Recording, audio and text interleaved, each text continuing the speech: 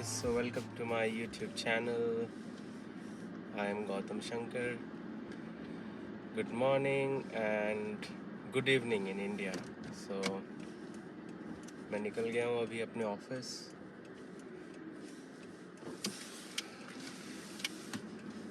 So मैं रहता हूँ वैंकूवर में और office is close to around 20 kilometres. ज़्यादा टाइम नहीं लगता है. On a good day it is like 30-35 minutes. Finally ये डेली ब्लॉग चैनल होने वाला है. मैं आपको सारी चीज़ें बताऊंगा. मैं इंडिया से कैसे आया, यहाँ पे कैसे हमने स्टार्ट किया अपनी जर्नी. वैसे तो हम अब हमें 1 साल हो गया है करीब करीब. और ट्राई कर रहे हैं सेटल होने की. It is not easy but इतना डिफ़िकल्ट भी नहीं है. क्या है, कभी कभी लक भी थोड़ा सा फैक्टर होता है. लक भी साथ देना चाहिए. So basically as you know, क्योंकि बहुत सारे लोग इंडिया से आते हैं और यहाँ पे जॉब ढूंढते हैं. कभी स्टडी परमिट पे आते हैं, कभी वर्क परमिट पे आते हैं. I mean study visa. और कई लोगों को पीआर डायरेक्टली मिल जाता है. कई लोग एलएमआईए पे आते हैं. तो मैं किस में आया था? तो मैंने अप्लाई किया था 2019 जुलाई के आसपास प्रिपरेशन चालू किया था. अभी दिक्कत क्या है कि बहुत ज़्यादा डिले कर रहे हैं अब आईआरसीसी जो एजेंट्स हैं. कनाडा आने के लिए टाइमलाइंस बढ़ गई हैं. आपको बहुत ज़्यादा वेब फॉर्म्स के थ्रू मेल भेजने पड़ते हैं अपने स्टेटस के बारे में जानने के लिए. तो सेम मेरे साथ भी हुआ था. अप्लाई तो 2019 जुलाई में किया था. आइल्स वगैरह देना, ये वो फलाना सब कुछ. प्रिपरेशन ऑलमोस्ट रेडी था. फरवरी 2020 में मुझे पता चला कि सब कुछ क्लियर हो गया है. फलाना फलाना, ये चाहिए वो चाहिए, दुनिया भर के ड्रामा के बाद अब सारे डॉक्यूमेंट दे भी दिए. उसके बाद क्या आ गया इशू कि भैया आपके प्रूफ ऑफ फंड्स नहीं है. अच्छा, उस समय एक आईआरसीसी एजेंट ने कुछ तो गड़बड़ी कर दी. प्रूफ ऑफ फंड थे बट उसने एक ज़ीरो मिस कर दिया. तो उस समय कुछ $13,000 वगैरह लगते थे फॉर ए फैमिली ऑफ 3. और उसने मेल भेजा कि आपके पास तो सिर्फ $1,300 है. और शायद मैं ही अनलकी बंदा था जिसको ऐसा आईआरसीसी एजेंट जिसे मैथ्स नहीं आती है. अच्छा, उसने क्या किया, उसने मेरे वो लोग बैकग्राउंड चेक तो करते ही हैं. और उन्होंने कहीं से क्रेडिट चेक में देख लिया होगा कि मेरा होम लोन चल रहा है इंडिया में. तो उसने वो होम लोन का जो प्रिंसिपल रिमेनिंग था वो भी माइनस कर दिया. और वो बताने लगा कि आपके पास तो फंड्स ही नहीं है और 30 दिन के अंदर हमें आप सारा डिटेल दो वरना हम रिजेक्ट समझेंगे. तो फिर मैंने क्या किया, 20 दिन के अंदर मैंने जो भी बचे हुए थे मेरे इंडिया में होम लोन की जो रिमेनिंग अमाउंट, मॉर्गेज भी कहते हैं यहाँ कनाडा में, तो मैंने उसे क्लियर कर दिया. और उसे दे दिया एक प्रूफ कि हाँ भैया अब तो मेरा होम लोन भी ख़त्म हो गया. एक वेब फॉर्म रेज कर दिया मैंने और सारे डॉक्यूमेंट जो है उस फॉर्म के ज़रिए मैंने उसे दे दिया.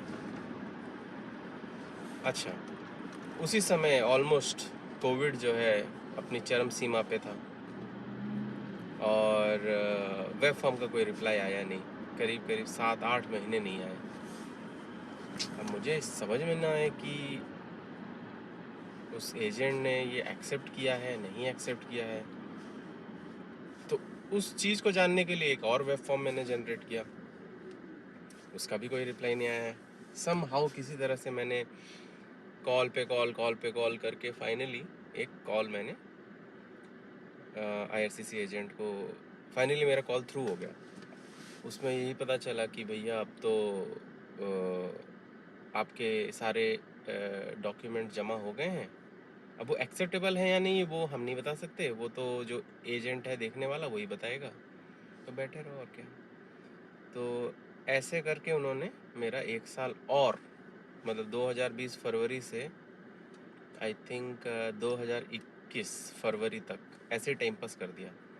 2019 जुलाई में अप्लाई किया था, 2020 फरवरी में क्वेरी आया, और 2021 फरवरी में उन्होंने हमें फाइनली बायोमेट्रिक्स और मेडिकल के लिए भेज दिया। अब हम तो बिल्कुल बैठे ही थे, मतलब निराश होके कि पता नहीं कब जाएंगे यार कनाडा, क्योंकि आपके बाकी काम भी पेंडिंग होते हैं ना। ऐसा थोड़ी है कि हम बस कनाडा जाने का ही वेट करते रहें यार, इंडिया में भी तो काम कर रहे हैं, इंडिया में भी हमें घर देखना है, सब कुछ देखना है, फैमिली देखनी है।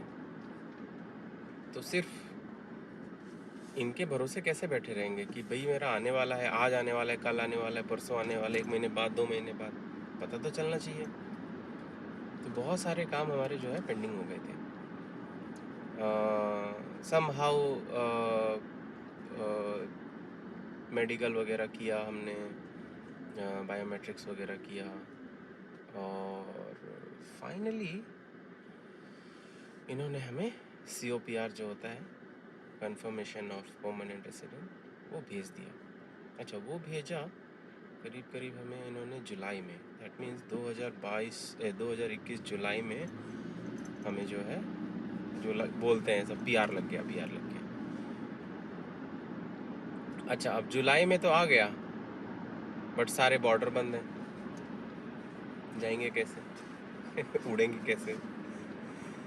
तो इंडिया टू कनाडा फ़्लाइट्स उस समय बंद थी।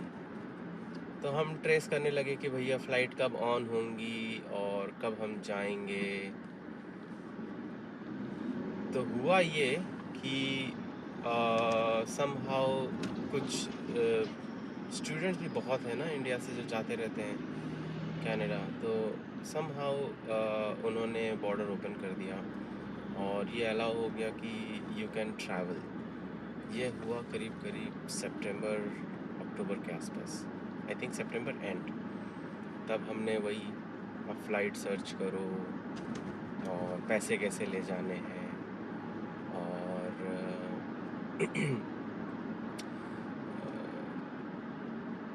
और और पैकिंग क्या करना है, वही यूट्यूब वीडियोस यही सब देखना चालू किया, और कोई ज़रिया तो था नहीं। हाँ, मेरे एक दो फ्रेंड्स यहाँ कनाडा में 2-3 साल से जो हैं ऑलरेडी, उस समय 2-3 साल अब तो ज़्यादा हो गया, तो फिर समा उनको मैंने कांटेक्ट किया, उनसे पूछा, तो उनका यही कहना था कि भैया यहाँ तो सभी कुछ मिलता है, ज़्यादा ओवर पैकिंग मत करना, अननेसेसरी सामान ज़्यादा करने की ज़रूरत नहीं है। बट यार अपनी एज ऐसे कम भी नहीं है, और बच्ची भी है, अब 4 साल की हो गई है, तो सामान तो ज़्यादा हो ही जाता है, पूरा इंडिया समेट के ले जाना है कनाडा। और as per the latest guidelines, शायद एयर कनाडा में सिर्फ एक ही 23 kg बैगेज ले जा सकते हैं अब भी, राइट नाउ। बट उस समय क्या था कि आप 2 बैगेज पर पर्सन, एक हैंड बैगेज और एक जो आपका पिट्ठू बैग होता है, और एक जो आपका छोटा वाला जो सूटकेस होता है, कैबिन बैगेज, तो ऐसा अलाउ था। डेट मीन्स पर पर्सन 4 में से 2 आप कैबिन के अंदर कैरी कर लेंगे, और 2 जो है 23 kg वाले वो लगेज में चले जाएंगे। अब हम हैं 3, और मेरी बेटी रिया है, वो 3.5 years ओल्ड थी उस समय, तो उनका फुल टिकट लगना है। अब फुल टिकट लगना है तो फुल सामान लेना है, बट वो उठाएगी तो है नहीं ऑब्वियसली तो सब कुछ उठाना तो हमें ही है, मुझे ही है rather. Wife, my wife is Priyanka Verma.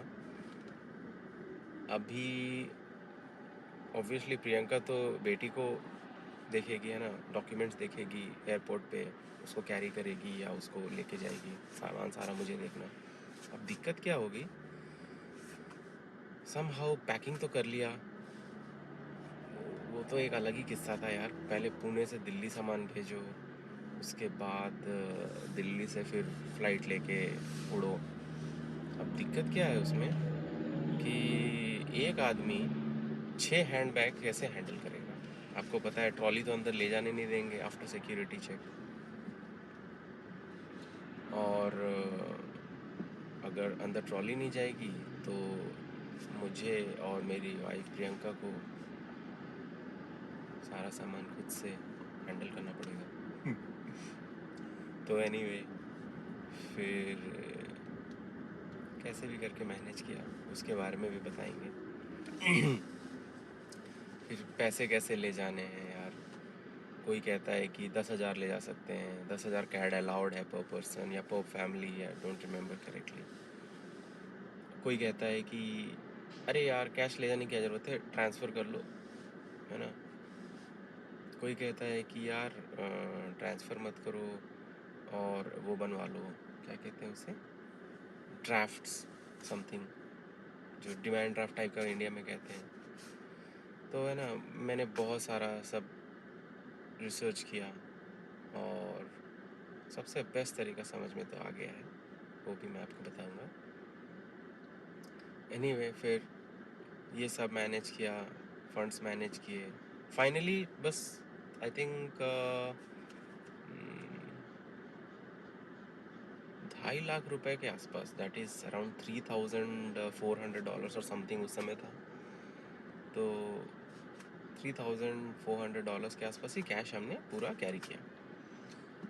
Through a contact हमें एक एयरबीएनबी काइंड ऑफ मिल गया था, स्टूडियो अपार्टमेंट जो कहते हैं। एक ही रूम होता है, उसी में ही किचन, उसी में ही बेड, उसी में ही डाइनिंग टेबल। तो वो यहीं से मैंने बुक कर लिया था, इंडिया से ही बुक कर लिया था। और ये एक अच्छी बात हो गई कि इंडिया से ही जो है मिल गया। क्योंकि टेंशन होता है ना बच्चे के साथ। और हम, अच्छा हाँ, फ़्लाइट टिकट्स भी रिसर्च किया बहुत ज़्यादा। लकी थे कि 1,80,000 रुपए के आसपास, दैट मीन्स $3,000 कैनेडियन डॉलर्स, उसमें ही सारे के सारे टिकट्स हो गए मेरे, रिया के और प्रियंका के भी। Direct flight obviously, Delhi to Vancouver and Vancouver to Calgary. मैंने कैलगरी में लैंडिंग की थी। अच्छा, अब ये तो टेंशन रहता ही है ना बच्चे के साथ। हम नवंबर में लैंडिंग कर रहे हैं, नवंबर 13 को मेरी फ़्लाइट थी, सैटरडे का डेट था। अब ये होता है ना यार कि तुम नवंबर में वहाँ लैंडिंग कर रहे हो कैलगरी में, coldest place on earth probably, जहाँ जहाँ अच्छे खासे ह्यूमन हैबिटेट्स रहते हैं और काम करते हैं, अच्छी जगह है। तो इतनी ठंड में बच्ची के साथ, जिसने और हमने भी कभी -20 -30 ये सब देखा ही नहीं है, तो वो डर लगता है ना यार कि अगर पहले से ही होटल ना हो या एयरबीएनबी ना हो तो कैसे मैनेज करेंगे। और मतलब अगर सपोज़ वहाँ टेम्प्रेरी कोई होटल भी तुम बुक कर लो, चाहे वो कॉस्टली हो, अब बाहर तो निकलना ही है ना, क्योंकि होटल में तो आप हमेशा रहोगे नहीं, आपको तो एक घर ढूंढना ही पड़ेगा अपने लिए। तो वहाँ से निकलो देखने के लिए, या एजेंट को कॉल करो या ऑनलाइन देखो, और फिर घर देखने के लिए जाओ। तो माइनस में कैसे करेंगे ये सब, ना गाड़ी है ना कुछ है। ट्रांजिट सिस्टम्स अच्छे हैं बट पता थोड़ी है यूज़ कैसे करना है। तो इसीलिए हमने सोचा कि एयरबीएनबी कोई डिसेंट सा मिल जाए, जिसमें हम 15-20 दिन आराम से रह लें। अगर ज़रूरत पड़ी तो एक्सटेंड भी कर लेंगे, 2 महीने 3 महीने, लेकिन ऐसा रहे कि चेंज ना करना पड़े ज़्यादा। तो बट ऑब्वियस अभी कनाडा जा रहे हैं तो पैसे की भी थोड़ी सी किल्लत रहती है, फाइनेंस मैनेज करना पड़ता है। और आप अपना जो है 15-20 हज़ार डॉलर तो एनी वे आपके पास रहता ही है, क्योंकि वो तो प्रूफ ऑफ फंड में आपको दिखाना ही है, तो वो तो आपका एज ए बैकअप है। बट ट्राई तो यही करेंगे ना कि वो तो सही सलामत रहे फॉर इमरजेंसी फंड्स, या फिर जब भी आपको कुछ ज़रूरत पड़ेगी उसके लिए। तो डिसेंट सा एक एयरबीएनबी हमें मिल गया।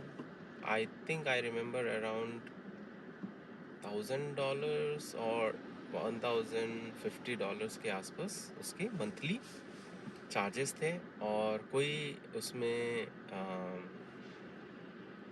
कहते हैं उसको, बॉन्ड नहीं था या नोटिस पीरियड रादर, कुछ नहीं था। बस आपको जब भी छोड़ना छोड़ दो, और अगर आपको एक्सटेंड करना है तो बता दो, एक्सटेंड कर देंगे। अच्छे थे वो, क्योंकि वो थ्रू एक कॉन्टैक्ट मिल गया था, तो फ्लेक्सिबल थे। ऐसे तो $1300-1400 लग जाते हैं, हमें थोड़ा सस्ते में मिल गया था। तो ये हुआ, फिर दिमाग में ये टेंशन ख़त्म हो गया कि अब भैया वहाँ पे लैंड करके ढूंढने की ज़रूरत नहीं है इमीडिएटली, या जो भी है एट सम विसिनिटी। अब ये फाइनल हो गया, तो फिर हमने ये सोचा कि चलो अब ऑलमोस्ट घर तो रहने के लिए तो हो गया है, और गर्म कपड़े कुछ ले लिए जाएं, क्योंकि अभी जाते ही थोड़ी हमारे पास गर्म कपड़े रहेंगे, कुछ तो गर्म कपड़े चाहिए। तो बहुत सारे यूट्यूब वीडियोस देखे, उसमें सभी लोगों ने यही कहा कि यार कुछ भी गर्म कपड़े इंडिया से तो मत लाओ, यहाँ काम नहीं करते हैं, यहीं से आके लो, जो कि करेक्ट भी है। बट ये भी सोचो कि हम इंडिया से आ रहे हैं, कुछ तो गर्म कपड़ा होना ही चाहिए, बेसिक है। अगर नहीं रहा तो आप क्या करोगे? तो अपना इंडियंस का एक ही रामबाण है भैया, डीकैथलॉन। तो गए डीकैथलॉन और ट्राई किया कि कुछ गर्म कपड़े ले लिया जाए, अपने लिए, बेटी के लिए, प्रियंका के लिए, और कुछ मिला जुला के हमने ठीक ठाक ले लिया। जैसे -10 वाले, -10 इतना एकदम हैवी -30 वाले वहाँ से नहीं लिए, बस वो दोनों हो। और हाँ, अपने लिए हमने 2 ब्लैंकेट ले लिया। एक एक मैंने श्रीनगर से ख़रीदा था, रैपिड वूल वाला, काफ़ी बढ़िया है वो। और एक एकदम जो थिक वाला जो हम इंडियंस यूज़ करते हैं वो ले लिया। वो आज तक काम आ रहा है। अब तो 1 साल हो गया कनाडा में। Best thing to take over from India. Teenagers जो आते हैं, स्टूडेंट लाइफ और जो फैमिली आती है, दोनों में बहुत अंतर है। टीनेजर्स आते हैं कि वो पढ़ लें यहाँ, एक डिग्री ले लें, साथ में उन्हें जो है वर्क परमिट मिल जाए। लेकिन जो फैमिली आती है, family means husband wife and kid, वो सिनेरियो अलग होता है। टीनेजर्स आते हैं कि हाँ कनाडा एक्सप्लोर करेंगे, अच्छी जगह है, ब्यूटीफुल है, वगैरह वगैरह। और जो फैमिली आती है, उनके दिमाग में प्राइमरी कंसर्न अपने बच्चे के लिए ही होता है कि यार वहाँ स्कूल कैसे होंगे, डे केयर्स कैसे होंगे, और बच्ची अडेप्ट कर पाएगी कि नहीं, उसे तो इंग्लिश आती नहीं है ठीक से, है ना। तो ये सारे जो हैं दुनिया भर के कंसर्न्स आपको हमेशा दिमाग में रहता है। तो ये सारे टेंशन्स दिमाग से निकल गए, रहने का टेंशन ख़त्म हो गया। फिर ये हुआ कि यार पहुँचते ही, लैंडिंग करते ही, होटल जाते ही क्या खाएंगे, कैसे खाएंगे। ना वहाँ पे हमारे पास क्रेडिट कार्ड है, कैश है, लेकिन क्या हम स्टॉर्मी वेदर में बाहर निकल पाएंगे कि कुछ सामान खरीद सकें, या कुछ खाना ही डायरेक्ट जो रेडीमेड फूड होता है वो खरीद सकें, या जैसे ऊबर ईट्स से ऑर्डर कर सकें। मतलब ऊबर ईट्स से ऑर्डर करने के लिए भी वहाँ अकाउंट तो चाहिए, और आई थिंक क्रेडिट कार्ड भी चाहिए। तो क्या इंडिया का क्रेडिट कार्ड वहाँ चलेगा, नहीं चलेगा, मतलब ये सारे सवाल थे। तो हमने क्या किया, 1-1 किलो जो है ऑलमोस्ट सभी कुछ कैरी कर लिया। जैसे कि 1 किलो चावल, 1 किलो दाल, 1 किलो आटा, थोड़ा सा शक्कर, नमक, ये सब, मतलब ताकि अगर हम वहाँ पहुँच गए, अभी एयरबीएनबी है तो ऐसा ही लिया था कि किचन वगैरह है, तो अगर कोई दिक्कत आई कि वहाँ पे खाना नहीं मिल पा रहा है, या हमें दिक्कत हो रही है परचेज़ करने में, तो ये जो है 1-1 किलो से कुकिंग कर लेंगे, और एटलीस्ट बच्ची को तो खिला ही सकते हैं। तो वो बहुत काम आया। तो रफली सभी कुछ हमने, जैसे मटर वाली दाल, हरी मटर की दाल, चिकपीस, ये सब ऐसे 200-300 ग्राम टाइप रख लिया तो काफ़ी चल जाता है। वो तो 50-60 ग्राम में ही एक बार का हो जाता है, तो ऐसे सभी रख लिया, वो काफ़ी काम आया। अच्छा, हमने क्या किया, नमक नहीं रखा, क्योंकि मुझे ऐसा डाउट था कि अगर इमिग्रेशन में हमारा बैग ओपन होता है और उन्होंने नमक देखा और कहा कि ये तो पाउडर है, पाउडर है, तो पाउडर समझ रहे हो ना क्या होता है, तो वो डाउट था एक कि भैया वो ना ही लें, क्योंकि फिर इमिग्रेशन में अगर उनको हल्का सा भी डाउट हो गया तो अननेसेसरी जो है आपका 2-2.5 घंटे वो खा जाएंगे, और जो भी आपकी कनेक्टिंग फ़्लाइट्स हैं जो भी हैं वो भी हो सकता है कि मिस हो जाए। तो वो डाउट ही क्यों रखने दें, क्योंकि आप बच्चे के साथ हैं, तो एक तो वो बेचारी 14-15 घंटे फ़्लाइट में ऐसी परेशान रहेगी, फिर इमिग्रेशन अगर इमिग्रेंट्स न्यू इमिग्रेंट हैं और वो सारे सब सवाल हमसे पूछना चालू किए, ऐसे ही नर्वस रहते हैं, तो क्या करेंगे। तो मैंने बोला यार नमक रखो ही मत, वहाँ जाते ही समहाउ मैनेज करेंगे, ढूंढ के यार बिना नमक के खा लेंगे यार। तो अभी लकीली क्या हुआ, जो नमक के सैशे मिलते हैं ना फ़्लाइट्स में, तो वो काफ़ी एक मिल गए क्योंकि फ़्लाइट तो लंबी थी, तो वो सब हमने कैरी कर लिया। तो वो काम आ गया कुकिंग में। तो ऐसे कर करके जो है हमने बहुत ही जो है पापड़ बेल के, ये पहला दिन, फर्स्ट डे जो होता है, ये मैनेज किया। अभी जो भी आपने यूट्यूब वीडियोस देखे हैं उसमें आपने ये नहीं देखा होगा कि फर्स्ट डे लैंडिंग के बाद का सिचुएशन क्या होता है फॉर ए फैमिली, क्योंकि जगह बदल गई है, जो फूड आप वहाँ खाते हैं वो यहाँ मिलेगा नहीं मिलेगा ऐसा पता नहीं होता है, सब्जियाँ क्या होती हैं पता नहीं होता है, सब अननोन जगह है ना, तो people are more afraid of unknown things. भले ही वो इजी हो but it is unknown, it is a black box. तो अभी अननोन चीज़ें को तो डर लगता है ना। हाँ, पता है और कॉम्प्लिकेटेड है तो कुछ भी कर सकते हैं, कोई भी कर सकता है। पूरा पीआर प्रोसेस इतना कॉम्प्लिकेटेड था तो वो तो कर ही लिया। तो ये सब चीज़ें तो खैर दिनचर्या वाली हैं तो हो ही जाएंगी, लेकिन वही है। फिर एनीवे वो सब सॉल्ट वगैरह रख लिया था, तो उससे जो है कुकिंग वगैरह पहुंच के एयरबीएनबी में। काफ़ी ठंड थी यार जिस दिन हमने लैंड किया था, हमने कैलगरी में, मतलब पुणे दिल्ली से गए थे। दिल्ली में तो उस तब तक गर्मी ही थी काइंड ऑफ, इतनी मतलब टेम्परेचर इतना डाउन हुआ नहीं था, डिसेंट सा था बट गर्मी ही थी। तो उसमें तो वो भी है कि एयरपोर्ट पे जाओ, कोविड टेस्ट कराओ दिल्ली में, उसके बाद रिपोर्ट मिलेगा, फिर वो लेके नेक्स्ट डे ट्रैवल करो, मतलब बड़ी खतरनाक सिचुएशन थी उस समय। अभी तो खैर बहुत रिलैक्स हो गया। तो लैंड तो कर गए, इमिग्रेशन भी हो गया अच्छे से, वैंकूवर में ज़्यादा समय नहीं लगा, कनेक्टिंग फ़्लाइट भी कैलगरी के लिए मिल गई, डिले नहीं हुआ। 4 या 5 घंटे की बात की हमारी फ़्लाइट थी, और वो चाहिए वो, क्योंकि इमिग्रेशन होगा, फिर हो सकता है आपके एक दो सामान गायब हो जाएं और आपको मिले ना, वो रैंडमली पिक हो जाते हैं, तो वो सब आपको समझ में ना आए उस समय, या उस समय समझ में आ जाए तो उसमें डिले हो जाए। अगर इमिग्रेशन में इमिग्रेशन ऑफिसर आपसे सवाल करने लग जाए उसमें भी टाइम लग जाएगा। तो ये सब ले दे के 4-5 घंटे तो जो है आपको आराम से मान के चलो रखने चाहिए। अच्छा, फिर कैलगरी का जो सिचुएशन था वो था ठंड वाला। तो भैया ठंड तो बहुत मस्त थी, करीब करीब 8 डिग्रीज के आसपास जो है बढ़िया वाली ठंड थी, विथ रेन। और एयरपोर्ट से जैसे ही बाहर निकले, ऐसा कोल्ड वेदर ने चपाट मारा ना, मज़ा आ गया भैया कि आ गए कनाडा, पहुंच गए। अच्छा, हम लोग काफ़ी लकी थे कि लास्ट ईयर नवंबर 13 को जिस दिन हमने लैंड किया था 6 to 8 डिग्रीज ही था टेम्परेचर, बट अभी इस माहौल में पिछले 2 वीक से -30 चल रहा है कैलगरी में, भयंकर स्नो स्टॉर्म आया हुआ है। स्नो स्टॉर्म के साथ टेम्परेचर काफ़ी नीचे चला जाता है। तो ये सब जो है फिर बड़ी दिक्कत होने लग जाती है सबको। तो यार इतनी ख़तरनाक snow storm situation, oh my God, अब भी चल रही है। तो मेरे माइंड में यही था कि उस समय आ जाएगा तो हम उस हिसाब से प्रिपेयर्ड रहें।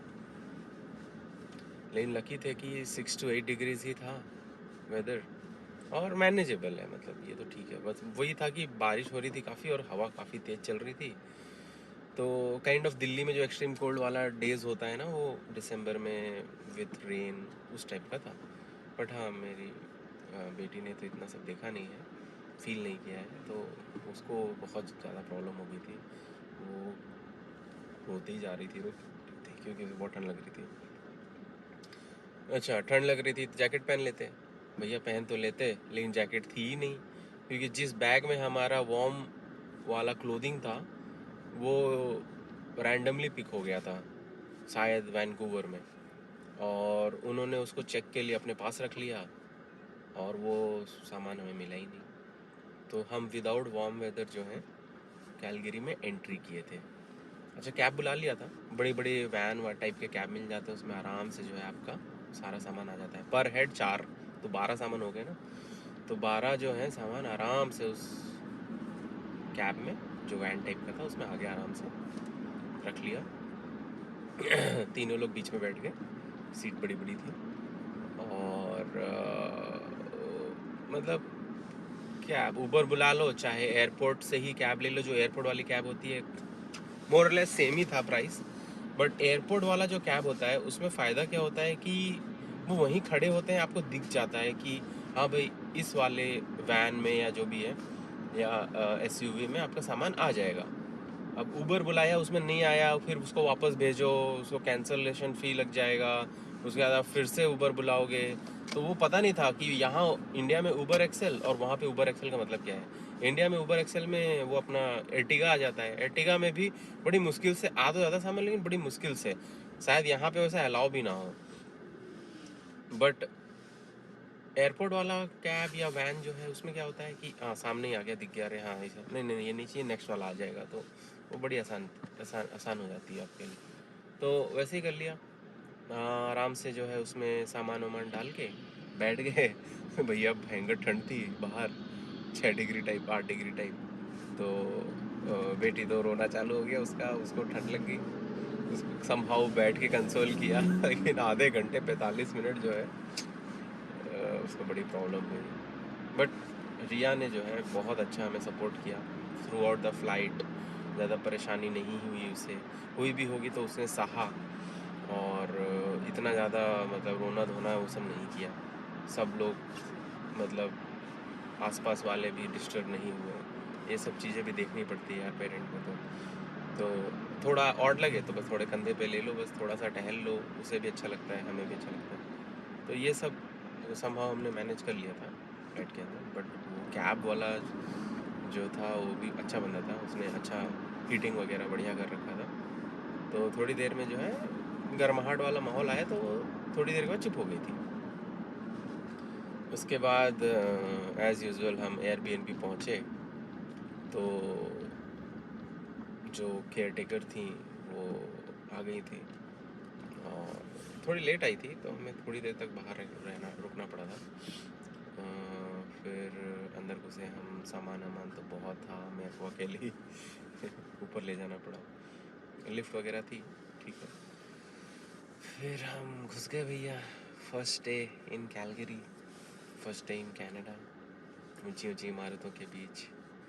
अच्छा, हम डाउनटाउन में ही रुके थे, विच एवरीवन शुड डू, क्योंकि डाउनटाउन में क्या होता है, यूजुअली सर्विस कनाडा होता है नज़दीक, ट्रांजिट सिस्टम होता है नज़दीक, फिर और क्या होता है नज़दीक। आपका आईसीबीसी, जो वैंकूवर में आईसीबीसी कहते हैं, वहाँ पे सर्विस कनाडा में ही हो जाता है, वो भी नज़दीक होता है, जहाँ आप ड्राइविंग टेस्ट वगैरह देने जाते हो, एग्ज़ाम। उसके बाद आपके जो बैंक्स हैं वो भी नज़दीक होते हैं। तो इससे फ़ायदा क्या होता है, देखो, एयरबीएनबी से निकले, पैदल पैदल गए, और सारा काम कर लिया। ना आपको कोई ट्रांजिट लेने की ज़रूरत है, ना ऊबर बुलाने की ज़रूरत है ना। और मॉल वॉल भी डाउनटाउन में ही होते हैं ज़्यादातर, तो थोड़ा सा चल लिया या एक बस पकड़ लिया और मॉल पहुंच गए, ज़रूरी सामान लेना है पहुंच गया। अच्छा, यहाँ पे इंस्टा कार्ट करके है, तो वो शायद सेकंड डे या थर्ड डे हमें पता चल गया था, हमारी केयर टेकर ने बता दिया, इंस्टा कार्ट से जो आप ग्रोसरी मंगा सकते हो। तो भैया बस इंस्टा कार्ट इंस्टॉल किया, और मैं अमेरिकन एक्सप्रेस कार्ड जो मेरे पास है, तो वो इंडिया से लेके आया था, तो वो यहाँ पे बढ़िया काम कर रहा था, और उसमें इतने ज़्यादा एक्स्ट्रा चार्जेस नहीं लगते हैं, इतना ज़्यादा टैक्स नहीं लगता है, बस नॉर्मल सा कन्वर्जन चार्ज लगता है, दैट्स इट। बहुत ही बढ़िया होता है American Express card compare to the other Indian bank credit cards. तो एमएक्स से ही सारी शॉपिंग होने लगी, और फिर एक बार तो एमएक्स यूज़ करके मैंने कार भी हायर किया था, खुद सेल्फ ड्राइविंग वाली। तो ये सब बहुत आसान हो जाता है। अच्छा, इंडियन ड्राइविंग लाइसेंस से या इंटरनेशनल ड्राइविंग लाइसेंस से rather I think you can hire a car here. मैं तो दोनों लेके आया था, Indian driving licence as well as international driving licence बनवा के लेके आया था, ताकि इमरजेंसी में अगर कार की ज़रूरत पड़े तो कुछ तो हो मेरे पास जिससे कि कार मुझे हायर हो जाए। तो इतनी इमरजेंसी की कोई ज़रूरत मतलब आई नहीं, बट हो सकती थी। तो एनीवे, फिर अंदर गए रूम पे, मस्त अपना सामान वामान ठिकाने लगा दिया कैसे भी करके छोटी सी जगह पे।